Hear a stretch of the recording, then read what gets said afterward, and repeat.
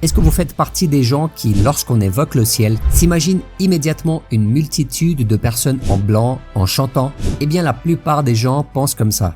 Mais le ciel sera bien plus que ça. La Bible nous dit dans le chapitre 2 de 1 Corinthiens que ce que l'œil n'a pas vu, ce que l'oreille n'a pas entendu, ce qui n'est pas monté au cœur de l'homme, Dieu l'a préparé pour ceux qui l'aiment. Et je crois que cela s'applique également à l'éternité.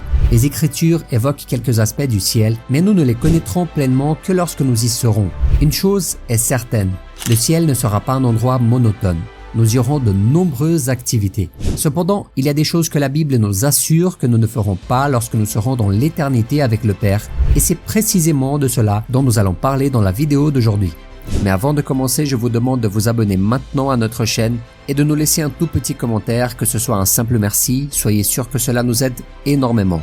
Cliquez aussi maintenant sur le bouton like, ça ne vous coûte rien. Et si vous aimez le type de contenu que nous faisons sur cette chaîne et désirez soutenir notre travail, vous pouvez faire comme chacun et chacune de ces frères et sœurs qui se sont abonnés et qui par la suite sont devenus des membres officiels en cliquant sur le bouton rejoindre. Merci à chacun et à chacune d'entre vous. Le ciel sera un lieu très différent de la terre. Cela peut sembler évident, mais l'idée que des choses que vous aimez faire ici ne seront pas possibles dans l'éternité peut sembler étrange. Beaucoup se demandent peut-être si le ciel est vraiment parfait en tous les points. Pourquoi les choses qui m'apportaient de la joie pendant ma vie seront-elles exclues de l'éternité? Et la vérité est que de nombreuses choses que les gens aiment faire sur terre leur sont en fait néfastes. Ce sont des choses qui semblent inoffensives mais qui portent préjudice à leur vie. Prenons par exemple le sucre.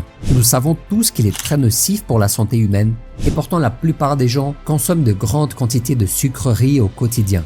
Il en va de même pour le péché. Il se peut qu'il soit agréable au moment où l'on pratique, mais cela ne va pas le rendre moins péché. Vous comprenez? Cependant, ce n'est pas seulement le péché qui disparaîtra au ciel. Certaines choses que Dieu a créées et qui sont importantes ici sur terre n'auront aucune utilité là-bas avec le Père. C'est parce que, aussi bonnes qu'elles soient ici, elles seront tout simplement inutiles là-bas. Et ce n'est pas tout. Même si certaines choses bonnes et amusantes ne seront plus disponibles au ciel, il n'y aura rien pour nous causer de la douleur ou de la souffrance dans l'éternité, et cela est certainement une excellente nouvelle. Rien de triste que nous vivons dans ce monde n'aura de la place dans nos vies lorsque nous serons avec le Seigneur au paradis. Alors voici la liste des choses agréables et désagréables que la Bible dit qui ne se produiront plus au ciel. La première chose que nous ne ferons plus au ciel, c'est se marier ou avoir des enfants. Je sais que la plupart des gens considèrent la famille comme une grande bénédiction de Dieu. Cependant, elle est exclusive à la vie sur terre et elle n'existera plus au ciel. Voici ce que dit Jésus dans le chapitre 20 de Luc. Jésus leur répondit: les hommes et les femmes de ce monde se marient, mais celles et ceux qui seront jugés dignes de prendre part au monde à venir et à la résurrection ne se marieront pas. Ils ne pourront pas non plus mourir, car ils seront semblables aux anges, et ils seront enfants de Dieu, et en tant qu'enfants de la résurrection. Beaucoup de gens vivent en fonction de leur mariage et de leurs enfants. Ils passent une grande partie de leur vie à faire des projets et à travailler pour prendre soin de leur famille et lui offrir ce qu'il y a de meilleur. Dieu prend plaisir à cela, car la famille est une bénédiction que le Père nous a donnée, et nous devons toujours essayer de lui offrir ce qu'il y a de meilleur. Cependant, cela n'existera pas au ciel, personne n'ira au paradis pour se marier et avoir des enfants. Mais soyez sûrs que d'être célibataire au ciel sera très différent de la solitude que ressentent de nombreux célibataires sur terre. Une fois avec notre Père, nous serons tous des frères, vivant dans une joie parfaite, avec pour seul objectif de louer et d'adorer notre Seigneur. Jésus a dit que nous serons comme les anges, et donc il n'y aura plus de distinction entre masculin et féminin. Nous aurons des corps sanctifiés, et les questions de nature physique et sexuelle n'existeront pas. Par conséquent, personne n'aura plus d'enfants. La deuxième chose qui n'existera pas au paradis est la souffrance. Une des choses qui peut nous réjouir le plus en ce qui concerne l'éternité est que là-bas, il n'y aura pas de souffrance. Il n'y aura ni maladie, ni douleur, ni chagrin, ni abandon, ni mort. Il n'y aura aucune raison de se plaindre au ciel. Nous vivrons en paix et en bonheur sans fin. Voici ce que dit la parole de Dieu dans le chapitre 21 de l'Apocalypse. J'entendis une voix forte venant du ciel en disant: « Voici le tabernacle de Dieu parmi les hommes. Il habitera avec eux. Ils seront son peuple et Dieu lui-même sera avec eux. Il sera leur Dieu. Il essuiera toute larme de leurs yeux.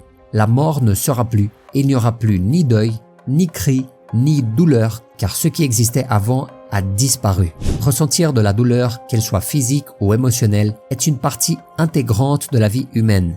Que ce soit une blessure corporelle ou de l'âme, personne n'aime souffrir, être blessé, trahi ou humilié. En plus de ça, le monde est en proie à des guerres, des querelles, de l'envie, de la jalousie et de la haine. Nous voyons aussi de plus en plus de maladies apparaître et tuer de nombreuses personnes, et tout cela est causé par le péché. Et Jésus nous a dit que ces choses se produiraient pendant que nous serions ici. Cependant, tout cela cessera d'exister lorsque nous serons emmenés dans la présence du Père. Il n'y aura pas non plus de deuil, car la mort sera vaincue une fois pour toutes. Les seules larmes versées au ciel seront les larmes de bonheur ou les larmes de joie qui ne finiront jamais.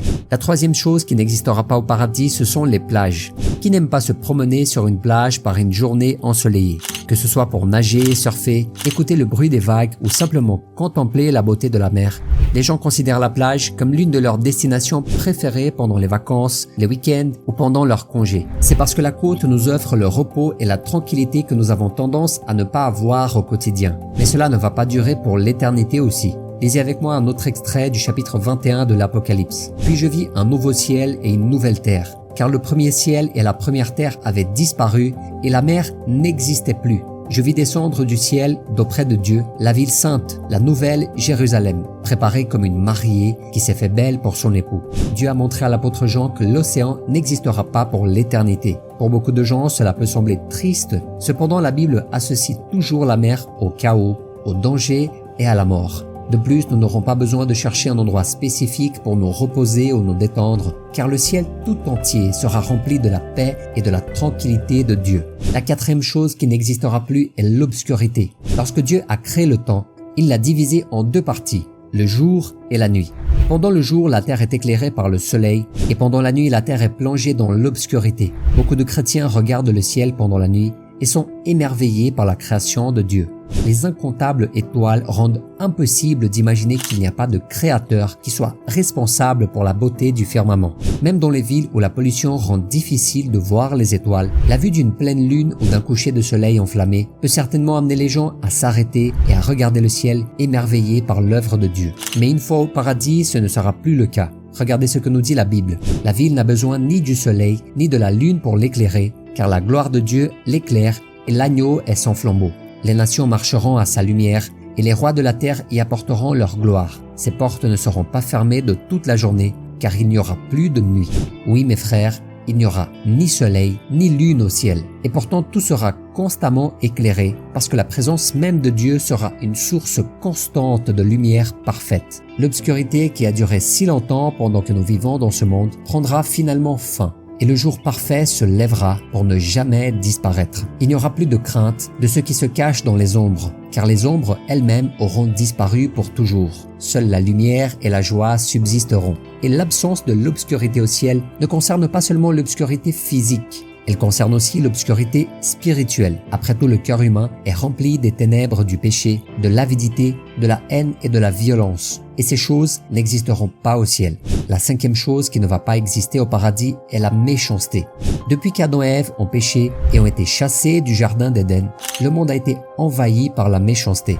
L'injustice, les crimes, l'idolâtrie, l'immoralité et tant d'autres choses mauvaises créées par Satan ont rempli la terre de tout ce que Dieu n'approuve pas. Cependant, tout péché a une fin. Voici ce que le Seigneur a dit à Jean. « Je suis l'alpha et l'oméga, le commencement et la fin. À celui qui a soif, je donnerai à boire gratuitement de la source de l'eau de la vie. Le vainqueur recevra cet héritage. Je serai son Dieu et il sera mon fils. Quant aux lâches, aux incrédules, aux pécheurs, aux abominables, aux meurtriers, à ceux qui vivent dans l'immoralité sexuelle, aux sorciers, aux idolâtres et à tous les menteurs, leur part sera dans les temps ardents de feu et de soufre. C'est la seconde mort. Il n'y aura pas de péché au ciel. Et même pas la tentation. Si ici sur terre nous devons suivre les conseils de l'apôtre Pierre et vivre comme des étrangers et des pèlerins en renonçant aux désirs charnels qui font la guerre à notre âme, au ciel nous n'aurons pas besoin de lutter contre ces choses, car comme Jésus, nous aurons déjà vaincu le monde. Lisez le verset 11 du chapitre 2 de 1 Pierre. Nous serons dans un type de corps différent, sans désir terrestre. Alors, en conclusion, comme nous l'avons vu, notre vie au ciel sera bien différente de celle que nous vivons ici sur terre, dans nos corps charnels. Nous cesserons de vivre des situations difficiles, de lutter contre notre moi et d'être tentés par l'ennemi constamment. mais nous renoncerons également à profiter et à contempler les choses que Dieu a créées pour nous bénir et nous rendre heureux ici-bas. Cependant, croyez-moi, cela en vaut la peine de renoncer à tout ce qui est terrestre pour passer l'éternité avec le Christ. Aucun plaisir mondain, que ce soit un plaisir pécheur ou non, n'est plus grand que le plaisir de vivre aux côtés de celui qui nous a créés et nous a tant aimés. Amen.